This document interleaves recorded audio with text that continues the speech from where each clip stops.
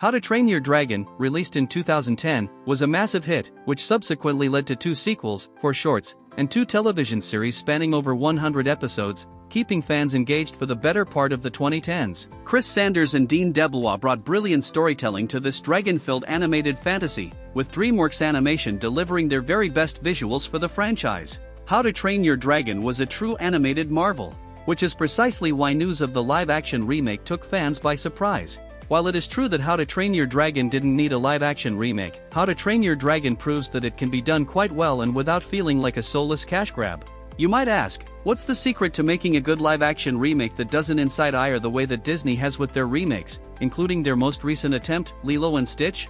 The answer is quite simple. If you can, bring back the original creators to retell their story in a new format and stay true to the original story. While Lilo and Stitch is currently on a fast track to $1 billion, it has been met with a lot of criticism for how it strips away a lot of what made the original animated feature, ironically, also created by Sanders and DeBlois, so special. How to Train Your Dragon avoids that criticism by creating a mostly faithful adaptation, with a few little tweaks along the way. How does the cast of the live-action How to Train Your Dragon stack up to the original? This live-action How to Train Your Dragon follows the same plot as the animated feature. Hiccup desperately wants to be accepted by the people of Berk and to not be seen as such a burden to his father, Stoik the Vast. While trying to prove that he can be a dragon hunter like the rest of the Vikings and capture the feared Night Fury, he discovers that he and the seldom-seen dragon have more in common than his people. At its core, How to Train Your Dragon is a coming-of-age story for Hiccup, while also imparting important lessons about embracing our differences and learning to never judge a book by its cover. I was surprised to discover just how much of a pure remake the new film is.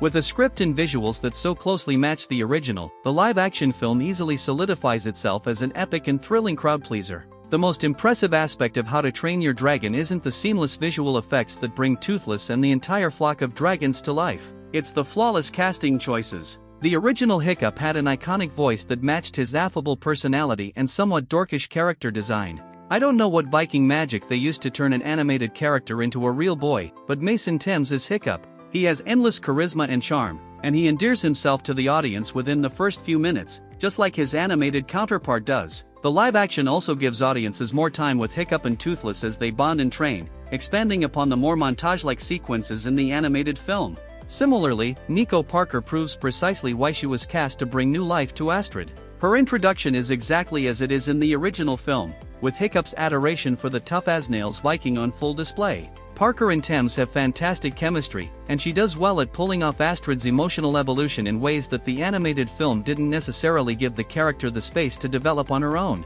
In an era where Disney remakes are afraid to embrace the romances that defined their animated movies, How to Train Your Dragon stays true to Hiccup and Astrid's young love, and it's such a delight to see how it plays out in the final act of the film. Gerard Butler is the bridge between the animated movie and the live-action remake. He originated the role of Berk's chieftain, Stoik the Vast, and returns in How to Train Your Dragon to give Thames Hiccup the exact same daddy issues. The new film does quite a bit more with Stoik than the original, expanding upon the scenes he shares with his son and also exploring more of his role as chieftain and his relationship with the other Vikings. While the film still focuses on Hiccup's journey, it leaves a lot of room to show things from Stoik's perspective, which appeals to the older audiences. This shift also helps to underscore the film's core themes about understanding new perspectives and letting go of long-held beliefs. Butler is magnificent in the role, and it's a refreshing change of pace from the action hero track he's been on for the past decade. He has all the makings of a character actor, and he knows how to lean into the theatricality of Stoik's larger-than-life persona. Butler and Thames are a brilliant father-son duo, and they both do well with making the dynamic from the animated film even more relatable and appealing. The rest of How to Train Your Dragon's ensemble cast are perfect live-action matches for the original. Nick Frost is hilarious as the snarky blacksmith Gobber the Belch, who serves as a sort of fun uncle for Hiccup and a sounding board for Stoik's parental shortcomings. Bronwyn James and Harry Trevaldwyn bring an element of humanity to the film's comic relief, Toughnut and Roughnut. Julian Dennison is precious as Fishlegs, the overeager Dragonslayer hopeful. The remake also gives more depth to Snoutlout, positioning him as a foil to Hiccup. Not only is he also vying for Astrid's attention, but he's desperate to earn the respect of his father, Spitelout. It's these little tweaks that elevate the remake, taking the adaptation to new heights. How to Train Your Dragon's visuals exceed expectations. When How to Train Your Dragon debuted in 2010, it earned a lot of critical praise for its 3D animation, with some, including Collider, focusing on how brilliant the flight sequences looked. At the time, it really was the very best example of flight in animation, and set the bar high for subsequent animated films across the studio landscape. How to Train Your Dragon employed the ever-talented team at Framestore, alongside the production's VFX supervisor Christian Mans and VFX producer Chris Ramo, to bring to life Cressida Cowell's vibrant world of Vikings and dragons, and their talent takes the world of Berk to a whole new level. Toothless, with all of his precious cat-like tendencies and judgmental reactions, feels real. You rarely see the scenes between the actors and the dragons as they fight and fly with them, which is a credit to the film's cinematographer, Bill Pope, too. The final act brings some of the most awe-inspiring visual effects when everyone converges at the dragon's nest to face the terrifying Red Death. The sequence is quite scary in the animated movie, but the visual effects in the new film definitely have the potential to give kids nightmares. That sequence alone guarantees that How to Train Your Dragon will be nominated for Best Visual Effects at the Academy Awards next year.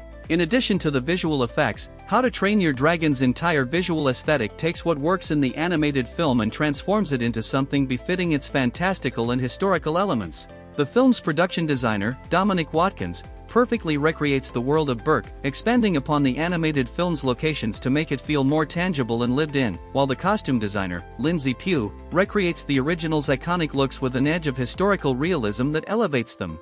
During an era where the vast majority of live-action remakes have failed to understand why the animated movie was beloved in the first place, How to Train Your Dragon is a breath of fresh air. While you could make an argument that the film exists purely to support Universal Studios' new and insanely impressive Isle of Berk, the film justifies its existence through its boundary-pushing visual effects, and the enjoyment factor explains why a sequel has already been greenlit. How to Train Your Dragon is the gold star example of how to do a live-action remake right. How to Train Your Dragon comes to theaters on June 13th.